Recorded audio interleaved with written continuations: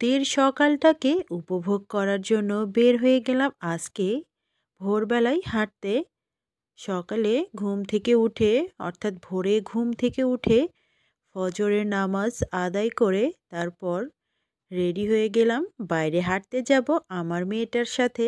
আসলে হাঁটতে গেলে খুবই ভালো লাগে আমার সকালবেলায়, তবে ইদানিং ঠান্ডা ঠান্ডা পড়ে গিয়েছে, এই জন্য হয়তো বাইরে হাঁটা একটু কম হবে। আসলে ঠান্ডার একটু সমস্যা আছে, তো এই জন্য, তা না হলে কিন্তু হাঁটতে আমার খুবই ভালো লাগে। আসসালামু আলাইকুম ভিউয়ার্স, আপনারা সবাই কেমন আছেন? ঘরে বাইরে দেশ ও বিদেশে যে যেখান থেকে আজকের ভিডিওটা দেখছেন সবাইকে সুস্বাগতম। আমি সোনিয়া কুষ্টিয়া থেকে বলছি।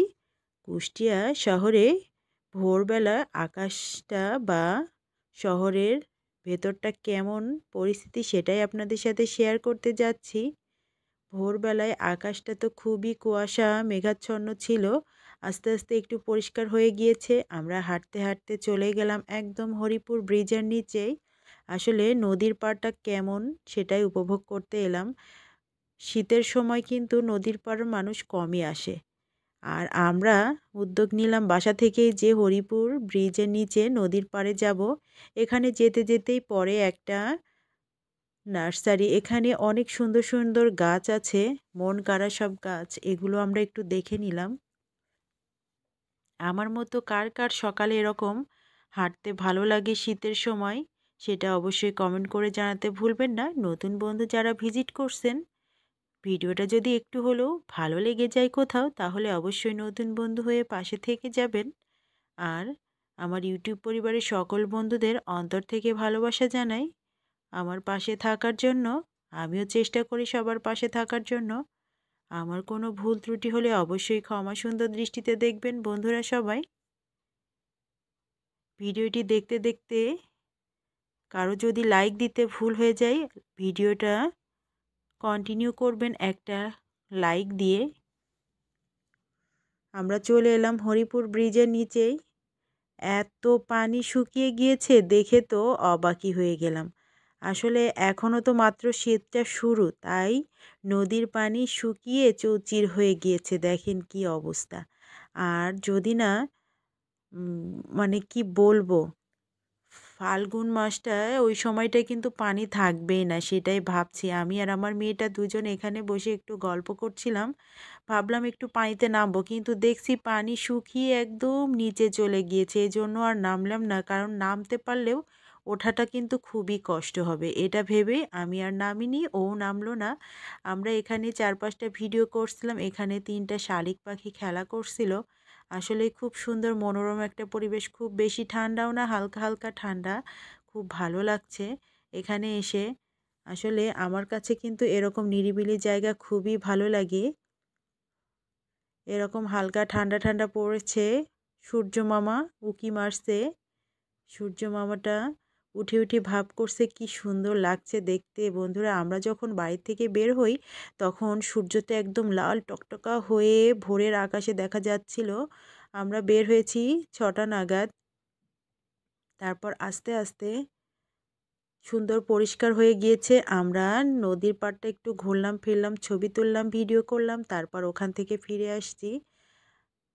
হরিপুর ব্রিজের উপরে আর আজকে উঠলাম না, যেহেতু দেরি হয়ে যাচ্ছে। আমরা সামনে একটু নাস্তা করব, তারপর বাসায় যেয়ে বাসার সবার জন্য নাস্তা বানাতে হবে, এটা ভেবেই আর ব্রিজের উপরে উঠলাম না। আমরা হাঁটতে হাঁটতে চলে যাচ্ছি থানার মোড়, ওখানে খুব সুন্দর একটা নাস্তার আইটেম আছে, সেটা আমরা খাবো, সেটাই প্ল্যান করেছি। যাওয়ার সময় দেখে গেলাম, এর আগে এখানে আমি আরেকবার নাস্তা করেছিলাম আমার এই মেয়েটার সাথে, খুবই মজার ছিল নাস্তাটা, আপনাদের সাথে শেয়ারও করেছিলাম। বেশ অনেক দিন আগের ভিডিওতে এটা শেয়ার করেছিলাম। এখানে মানে এত ভিড় ছিল যে লাইন ধরে খাবার নিতে হচ্ছিল আর পাওয়াও যাচ্ছিল না।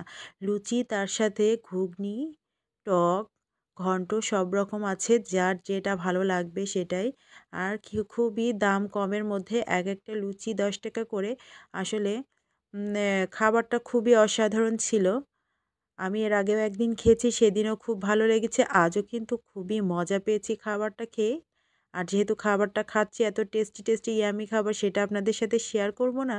তবে আপনারা কেউ আমাকে এটাও বলেন না, আমি কিন্তু নিয়মিত এভাবে বাইরে খাই না। ভুল ভবিষ্যৎ কোনো এক সময় হয়তো ভালো লেগে গেলে খাই। আসলে হাঁটতে বের হয়েছি যেটার কারণে খাওয়াটা সেটা পূরণ করে দিল, এই আর কি। আমরা খাওয়া শেষ করে নিলাম। 2টা লুচি খেয়েছি আর তার সাথে ডাউল। আসলে খাবারটা খুবই মজা হয়েছিল আর এখানে এত ভিড় ছিল, আমি ভাবলাম যে বাসার জন্য কিছু নিয়ে যাব, কিন্তু এত ভিড়ের কারণে সেটা আর সম্ভব হলো না। তারপর ওখান থেকে আমরা হাঁটতে হাঁটতে একটু এগিয়ে এলাম। খানিকটা এগিয়ে এসে মজমপুরে এসে আমরা ওখান থেকে অটোয় উঠে বাসায় চলে আসব, কারণ পুরোটা পথ হেঁটে গেলে অনেকটাই দেরি হয়ে যাবে, যেটা আমার জন্য পরে খুবই সমস্যা হবে, অর্থাৎ বাসায় যেয়ে নাস্তা তৈরি করতে হবে। সব মিলিয়ে এজন্য আমরা অটোতে উঠে পড়েছি। এখানে আবার একটু জ্যামে পড়েছি, এজন্য এখানে 5 মিনিট লেটও হলো। এখানে ট্রাফিক পুলিশ সব কিছু দেখাশোনা করছেন, এখানে বেশ চাপ, এজন্য এখানে অটো দাঁড়িয়ে আছে। আমরা এখান থেকে অটোতে করে সোজা বাড়ির সামনে গিয়ে নামবো। আজকের ভিডিওটা বন্ধুদের যদি ভালো লেগে যায় অবশ্যই লাইক কমেন্ট শেয়ার করতে ভুল করবেন না, আর অবশ্যই আমার সাথে থেকে যাবেন নতুন বন্ধু হয়ে এলে। সবাইকে অন্তর থেকে ভালোবাসা জানাই আমার সাথে থাকার জন্য।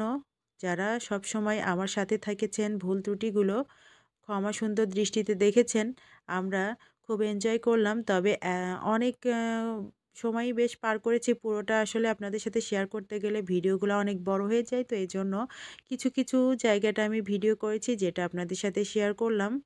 এটা হচ্ছে ট্রাফিক মোড়। এখানে বেশ মানে ব্যস্ততা, আর এখন যেহেতু 8টা প্রায় বেজেই গেছে, এমন সময় এখানে কিন্তু অফিস আদালত শুরু হয়ে যাচ্ছে, স্কুল কলেজ সবাই এই সময় বের হচ্ছে, এজন্য এখানটাতে প্রচুর ভিড় শুরু হয়ে গিয়েছে।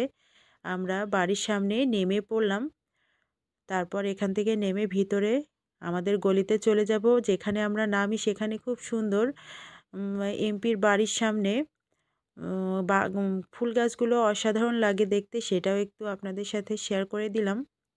আজকের ভিডিওটা কেমন লাগলো কমেন্ট করে সবাই জানাবেন। সবাই সুস্থ থাকবেন, ভালো থাকবেন। আল্লাহ হাফেজ।